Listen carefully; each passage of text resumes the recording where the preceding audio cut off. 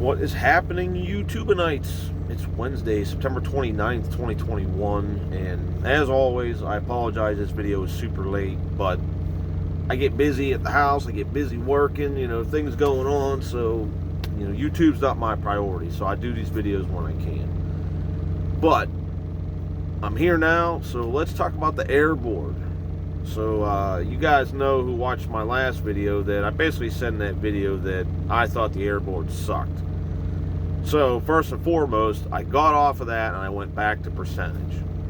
Now, this video is all my thoughts and opinions. I know guys who run the AIR Board and they say they love it. I know other guys who are like, I really don't notice anything. And there's people like me who think it sucks. So, first off, up front, let's just kind of go over the generics of it. So, as far as the AIR Board goes, the layout of it is no different than the percentage. You log in the same way, you book freight the same way, you search the same way. None of that is any different. So there's no issues there. My main issues with it were when they brought it out, they say you'll have access to loads on there that for whatever reason they can't put on the percentage board. So they say you'll have access to more pop-up loads, more spot market loads, and you'll be able to haul dedicated freight. Now, me personally, I didn't notice any difference as far as load volume. I saw really no dedicated freight. You would see pop-up loads here and there, but you see that on the percentage board. And as far as spot market loads, I mean, it's not like you had 100 spot market loads on the AIR Board and you get 3 on the percentage side. I mean, I didn't notice really a difference there. Now, I also will tell you that, and I've said this in the past, when you search the load board, or not search, but when you run the board here at Schneider, most guys, when they come here, they want more home time. They want the freedom, and that's why they come here. So most guys end up running like a localized area like me. But I've always said you need to look at that whole entire load board, and you need to, study that so you know what's coming out of areas even that you don't go to. Because if your lanes dry up, you'll need to know where else you can go to get freight. So, having said that, I did not really. I looked here and there at other areas, but I didn't really focus much on learning that whole thing because it was a trial and I was more concentrating on, okay, how can I utilize my lanes that I always run and maximize that. So, however, I did peek out at the other areas. And so one thing that I noticed was going from east to west, rates were fairly consistent with what they were on the percentage board.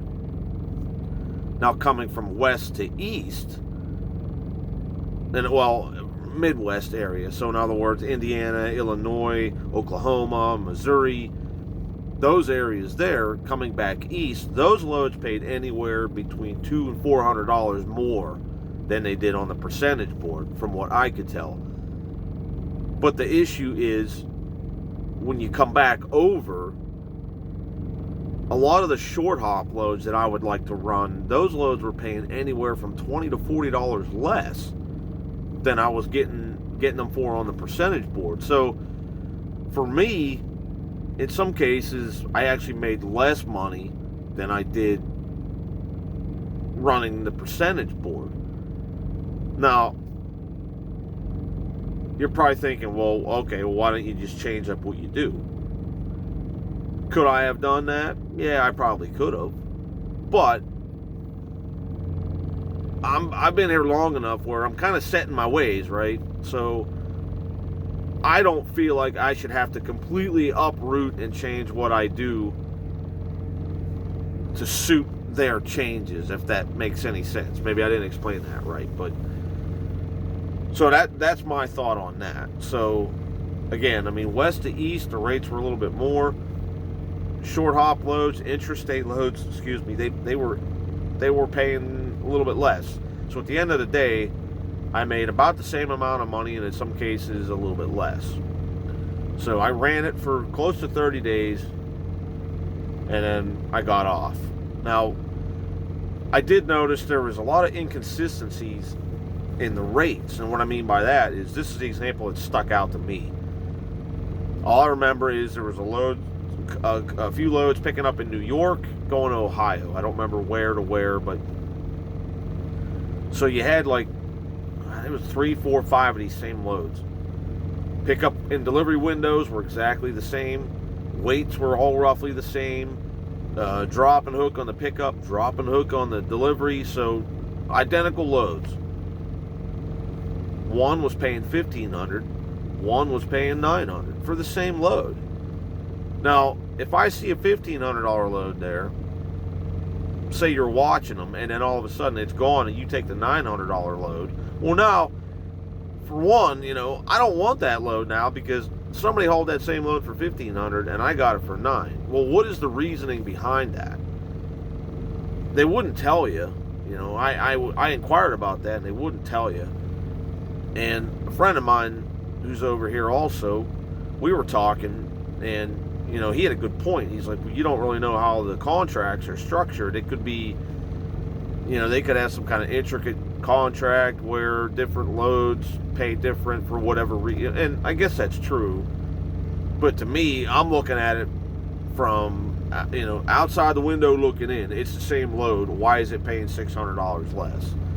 I don't care what their contracts are or what the reasoning for that is. If this dude's hauling it for $1,500, I should get it for $1,500. Now, I've noticed a wee little bit of that on the percentage board too. So maybe it is a contract thing, but and I guess you could equivalent that to, it's no different than being on the spot market, where one week you hauled that load for $1,200, now they only want to pay you $900. Maybe there's different things that factor into that. I don't know, but to me, that was a very big inconsistency, and I didn't like it. So, like I said, I got off the AIR Board. I went back to percentage, and one thing that really surprised me was the fact that, because it was a trial, you would have thought that they would have asked you, what did you like, what didn't you like, how would you change things, So when I called to get off, nobody asked me that. And I was really surprised by that. I mean, I've been here for quite a while. It's not like I've been here for 4 months. So I was a little surprised that nobody asked me why. It was just, hey, I want off of this. Okay, sign this paper, and we'll flip it over in a couple hours. And that was it. So, yeah, man. So overall, in my opinion, I did not like the AIR Board. I didn't think it was all it was cracked up to be. Again, this is just my thoughts, my opinions. Other guys will tell you differently. I'm just sharing my opinions on it. So, and my experience with it. And I didn't like it. And, take that for what it's worth. I mean, if you're going to come over here, you can make your own decision of which board you want to run. Because I know the new guys now are getting that option where they weren't before, now they are. So, take what I say with a grain of salt. I'm just letting you know my opinion on it. So, again, I'm sorry this video was so late, but I promise you there's other stuff coming. And, yeah. So, I'm getting a phone call right now. Kind of distracted me a little bit, so apologize for that too. But at any rate, I'm going to wrap this up because I'm going to get ready to leave here. So, if you have any questions, you can feel free to email me, helpwithtrucking@hotmail.com. The email is always in the description. Or leave a comment if you want. So, yeah. That being said, until next time, everybody be good, be smart, be safe, and I will see you down the road later on.